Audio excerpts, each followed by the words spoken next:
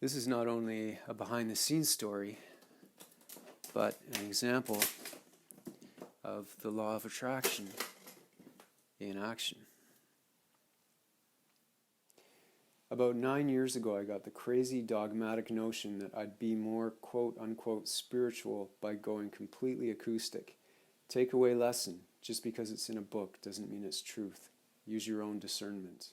I had a beautiful electric guitar just like this one, except it was sunburst, orange, and yellow. And I also had an amp similar to this Fender amp. It was also a Fender amp.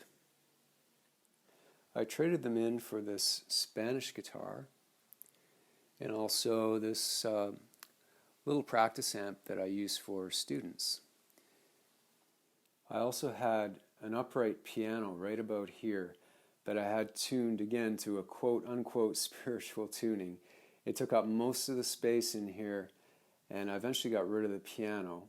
I got rid of the piano not because I didn't love playing it and enjoy it, but it just took up so much space. It took about 4 or 5 men to get it out of this apartment, down the stairs. It's a walk up here. About a year or so after getting rid of my sunburst guitar, Psychic Soulmate and I were in a guitar shop window shopping. I saw a nice left-handed Gibson Les Paul and inquired how much of a down payment would be required. Les Pauls are fairly expensive, so it was a pretty hefty down payment required, and I needed to think about it, but it was really eating me up inside.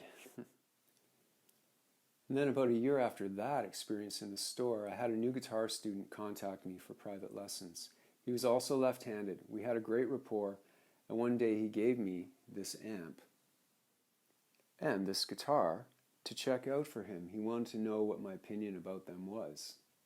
In my heart right away, I knew he was going to end up giving them to me. He had the means at the time where he had more guitars than he could handle.